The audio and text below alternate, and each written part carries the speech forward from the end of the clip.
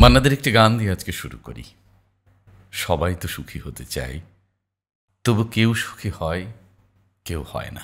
সত্যি তাই, সুখী সবাই হতে চাই, সুখের জন্য তপস্যা আমরা করি, কিন্তু সকলে সুখী হই না। অনেক সময় সুখী না হবার পেছনে কপাল, স্রষ্টা, আল্লাহ, ঈশ্বর, বিভিন্ন মাধ্যমকে আমরা দায়ী করছি। একেবারে দায়ী করা উচিত নয়।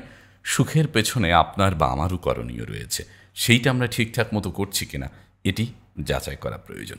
তবে সবার আগে জানা প্রয়োজন সুখ কিসে আসে, কিভাবে আসে, সুখ কিভাবে অর্জন করা যায়। এই প্রশ্ন জিজ্ঞাসা বা অনেকে জেনেও আমরা সুখের জন্য কাজ করি না, এই ঘটনাও কিন্তু নিয়মিত ঘটছে। যদি আমরা জানতে চাই সুখ কিসে আসে, টাকায়, সম্পদে? একদমই না। খুব সুদর্শন চেহারাই? একদমই না। অনেকে ভেবে থাকে খুব শক্তিশালী চেয়ার অর্থাৎ ক্ষমতার দম্ভে সুখ আসে, তাও না। বিশ্বে এমন ক্ষমতাধর মানুষ আছে যার ক্ষমতার উত্তাপে সারা বিশ্ব জ্বলতে পারে, কিন্তু সে ঘুমোতে পারে না, সুখ তার নেই। এমনি করে টাকা, সুখ, ক্ষমতা এক একজনের প্রত্যাশা এক এক রকম, এবং যার যেটি নেই সে ভাবে যে ওইটা হলেই বুঝি সুখ পাওয়া যাবে। আবার অনেকে ভেবে থাকে তার কাঙ্ক্ষিত পছন্দের মানুষটিকে বিয়ে করে সংসার করতে পারলে সুখী হবে। এটিও কিন্তু একদমই ঠিক নয়। ঋত্বিক রোশন নামটির সাথে নিশ্চয়ই আপনাদের সকলের পরিচয় আছে, সুপারস্টার। ঋত্বিক রোশন একদিন দামি গাড়ি হেঁকে রাস্তা দিয়ে যাচ্ছেন, হঠাৎ চোখ আটকে গেল বাসের জানালার পাশে বসে থাকা একটি মেয়ের দিকে। মেয়েটির বয়স 12 বছর। একদমই বুঝতে পারছেন কার কথা বলছি, সুজান খান। এই 12 বছরের কিশোরী মেয়েই আটকে গেলেন ঋত্বিক রোশন। তারপর চোখাচোখি, তারপর আলাপ, তারপর পরিচয়, তারপর প্রণয়, তারপর প্রেম, বিয়ে, সবশেষ ডিভোর্স অর্থাৎ ছাড়াছাড়ি। দুজনকে ভালোবেসে ঘর করেও সেই ঘরটি টেকানো যায়নি, এখানেও সুখ হয়নি। তার মানে কাঙ্ক্ষিত মানুষকে ভালোবেসেও সুখ অর্জন করা যায় না। আবার এক শ্রেণীর মানুষ আছে সুখ ঢাকায় নেই, ঢাকায় খুব কষ্ট, যানজট, এটা সেটা আরও কত কি। সুখ আছে কানাডা, সুখ আছে জাপান, সুখ আছে আমেরিকা, সুখ আছে দুবাই। নানানভাবে তারা সুখের ব্যাখ্যা করে, কিন্তু কানাডা, জাপান, তাইওয়ান, ফ্রান্স, বিভিন্ন দেশে আমাদের বন্ধুবান্ধব যারা আছে তাদেরকে আমি কখনো কখনো জিজ্ঞেস করেছি, তোমরা কি সুখে আছো, তুমি কি সুখে আছো? উত্তরে বড় দীর্ঘশ্বাস ছেড়ে বলে, সুখে নেই। পক্ষান্তরে জিজ্ঞেস করি কেন সুখে নেই? তার তখন অভাব, ঢাকার অভাব, যানজটের অভাব, যেগুলো সে এখন চায়। আড্ডা দিতে চায়, প্রচুর সময় কাটাতে চায়, যেগুলোর এখন আর সুযোগ নেই আমেরিকাতে, কানাডাতে, দুবাইতে। অতএব সুখ কোথায়?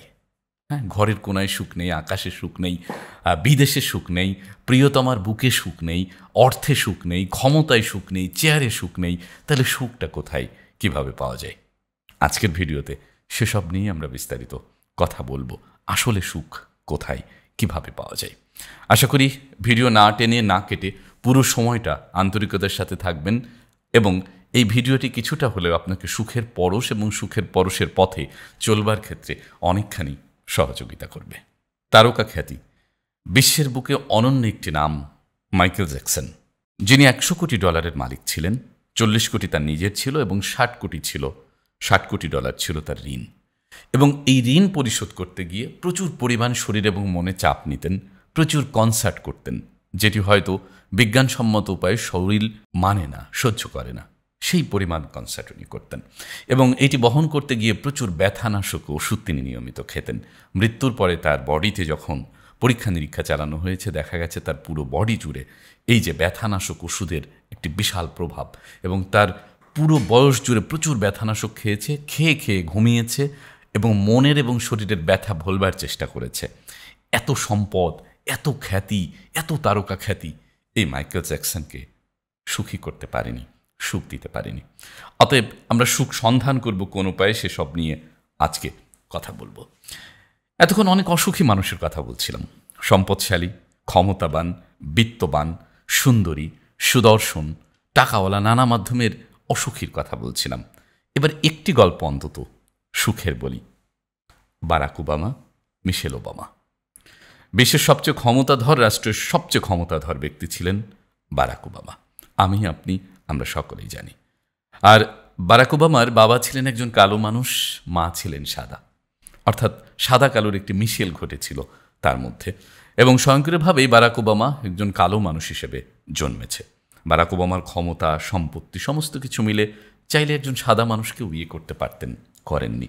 মিশেল ওবামা একজন কালো মানুষকেই তিনি বিয়ে করেছেন। এবং সুখের ব্যাখ্যা দিতে গিয়ে দেখা যায় বারাক ওবামা এবং মিশেল ওবামা বিশ্বের অনন্য একটি উদাহরণ দেওয়ার মতো সুখী পরিবার, সুখী দম্পতি, সুখী রাষ্ট্রপতি। অতএব সুখটাকে তিনি উপভোগ করবার জন্য যা যা করার সেটি করেছেন। কী ছিল এই সুখের পেছনে আমরা অনেকেই চাইলেই একটু অনুসন্ধান করতে পারি, জানতে পারি। সুখের জন্য খুব বেশি কাজ করবার প্রয়োজন নেই। মাত্র দুটি বিষয় আমাদের লক্ষ্য রাখতে হবে, এবং এই কথাগুলো আমার নয়। এই কথাগুলো বলেছেন মনোবিজ্ঞানীরা, এই কথাগুলো বলেছেন সমাজবিজ্ঞানীরা। সেই দুটির প্রথম কাজ হচ্ছে ইতিবাচক মনোভাব। একদম তাই। আমরা প্রতিদিন নাই নাই নাই, হচ্ছে না, পাচ্ছি না, পারছি না, কেন হয় না, এই যে নাই নাই নাই নাই হাহাকারে আমরা লণ্ডভণ্ড হয়ে আছি। আমাদের কোটি টাকা থাকার পরেও আরও চাই, তার মতো নেই। আমাদের একটি গাড়ি থাকার পরেও তার মতো ভালো গাড়ি নেই। আমাদের একটি বাড়ি থাকার পরেও তার মতো আরও চকচকে ভালো বাড়ি নেই। এই নাই নাই নায়ের মনোভাবে আমরা শেষ হয়ে যাই। এখানে একটি উদাহরণ, খুব স্পষ্ট উদাহরণ, এই যে আপনার স্ক্রিনে যে দৃশ্যটি দেখছেন, অর্থাৎ একটি গ্লাসের মধ্যে অর্ধেক জল আছে। আপনি উল্টা করেও বলতে পারেন অর্ধেক খালি আছে। আপনি ধরুন কোনো একটি চায়ের দোকানে 3 ঘন্টা হেঁটে গিয়ে অনেক পিপাসার্ত, পানি খেতে চাইছে। তখন আপনি দোকানদারকে বললেন, আমাকে এক গ্লাস পানি দেবেন দয়া করে। তিনি আপনাকে গ্লাসে করে পানি দিলেন অর্ধেকটা। আপনি স্বাভাবিকভাবেই আপনার এত পিপাসা, এত তৃষ্ণা, খেপে যাবেন। ধুর মিয়া, ফাজলামি করো, এক গ্লাস পানি চাইলাম, অর্ধেক কেন দিচ্ছ, ফুল ভরে দাও। আপনি খেপে গেলেন। এই যে খেপে গেলেন, তারপরে সে বলবে, আপনাকে পানি দিয়েছে, এই তো সৌভাগ্য। সেই পানিটা হয়তো আপনার মুখে ছুঁড়ে মারবে অথবা ফেলে দেবে। আপনি যেখানে ইচ্ছা সেখানে পানি খান, কারণ সেও আপনার চেয়ে কম না, হয়তোবা রেগে যাওয়ার ক্ষেত্রে। কিন্তু পক্ষান্তরে এই অর্ধেক গ্লাস পানিটা আপনি আনন্দ চিত্তে খেয়ে যদি বলতেন, আমি অনেক পিপাসার্ত, আর এক গ্লাস পানি দেওয়া যাবে, উনি কিন্তু হাসতে হাসতে বলতো, পানি না থাকলেও আপনি একটু দাঁড়ান, আমি এনে দিচ্ছি। তার মানে এই ইতিবাচক চিন্তা যদি আপনার থাকে, তাহলে কিন্তু আপনি সহজেই বলতেন যে এখানে খালি আছে অর্ধেক, এই কথাটি উচ্চারণ করতেন না, উচ্চারণ করতেন যে গ্লাসে অর্ধেক পানি আছে। এই যে ইতিবাচক, আমাদের জীবনটাও তাই। আমাদের জীবনে কত টাকা আছে এইটা নিয়ে আমাদের কোনো কথা নেই, কত টাকা নেই সেটা নিয়ে আলাপ। আমাদের একটি গাড়ি আছে সেটি নিয়ে কোনো কৃতজ্ঞতা নেই, আমাদের আরও 4টা গাড়ি প্রয়োজন, এটি হচ্ছে বিষয়। এই যে প্রতিযোগিতা, এই প্রতিযোগিতায় পড়ে পড়ে আমরা প্রতিদিন অসুখী হবার রাস্তায় হেঁটে যাচ্ছি। অতএব সুখী হতে প্রতিটি মুহূর্তে, প্রতিটি ক্ষণ ইতিবাচক হওয়া প্রয়োজন।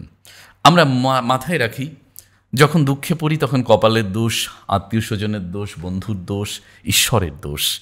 ওইখানে কখনোই ভাবি না হয়তো এই কষ্টটাও আপনার জন্য ইতিবাচক, এই কষ্টের পরেও হয়তো সুখ অপেক্ষা করছে।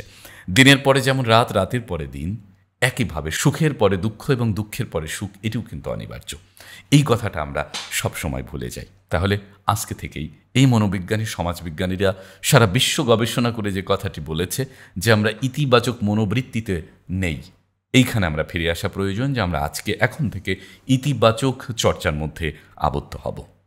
আর সমাজবিজ্ঞানী, মনোবিজ্ঞানীরা দ্বিতীয় যে ব্যাখ্যাটি বলেছে, দ্বিতীয় যে কারণটি বলেছে, সেটি হলো মানসিক প্রশান্তি। প্রয়োজন ইতিবাচক দৃষ্টিভঙ্গি, এর পাশাপাশি মানসিক প্রশান্তির সাথেও ইতিবাচক দৃষ্টিভঙ্গির অনেক সম্পর্ক।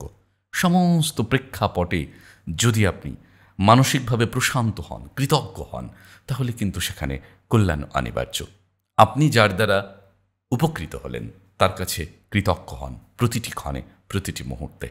মানুষ, সভ্যতা, সমাজ, কোনো পদ্ধতি, স্রষ্টা, প্রত্যেক মুহূর্তে আমরা যদি কৃতজ্ঞ হই, তাহলে মানসিক প্রশান্তিতে আমাদের ভরে যাবে। তাহলে আজকে থেকেই যারা সুখী হতে চাই এবং সুখী কেন হচ্ছি না এটি নিয়ে অনেক ভাবনা চিন্তায় আছি, তারা এই দুইটি কাজে একটু একত্রিত হব। প্রথম হচ্ছে, সমস্ত ক্ষেত্রে আমরা ইতিবাচক মনোবৃত্তির চর্চাটা করব এবং তারপরে মানসিকভাবে প্রশান্তি নিয়ে আমরা চলব। মানসিক প্রশান্তির ক্ষেত্রে আমরা জীবনের একককে খুঁজি না। জীবনের একক অর্থাৎ আপনার হাতে 1 আছে। এই 1 যদি থাকে, এরপরে শূন্য বসালেই 10 হয়ে যায়, আর একটা শূন্য বসালে 100, আর একটা শূন্য বসালে 1000 হয়। কিন্তু আপনার এককটাই নেই। এই যে সামান্য আছে, সেইটার পরে যে একটি শূন্য বসালে এখান থেকে আস্তে আস্তে পাহাড় হয়ে উঠবে, সেই ভাবনাটা আপনার নেই। আপনি আগেই এই যে বিশাল কিছু নেই, এই ভাবনাটা ভেবে ফেললেন। তখনই সর্বনাশ হয়ে যাবে। প্রশান্তির জন্য জীবনের একক অর্থাৎ আপনার কতটুকু আছে সেইটার উপর শূন্য বসিয়ে অর্থাৎ অগ্রসর হয়ে যদি আমরা এগোই, তাহলে জীবনের এককগুলো দশক, শতক, সহস্র এভাবে ক্রমান্বয়ে এগোবে। অতএব আপনার যে এককটি আছে বা যেটি রয়েছে সেটা থেকে সন্তুষ্ট থেকে সেখান থেকে আমরা শুরুটা করি। প্রিয় দর্শক শ্রোতা, সুখী হতে কী কী করণীয় এ বিষয়ে আমরা ধারাবাহিক কয়েকটি পর্ব পরিচালনা করব। তো আজকের ভিডিও থেকে বিদায় নিচ্ছি। আমাদের দ্বিতীয় পর্ব দেখবার আমন্ত্রণ রইল।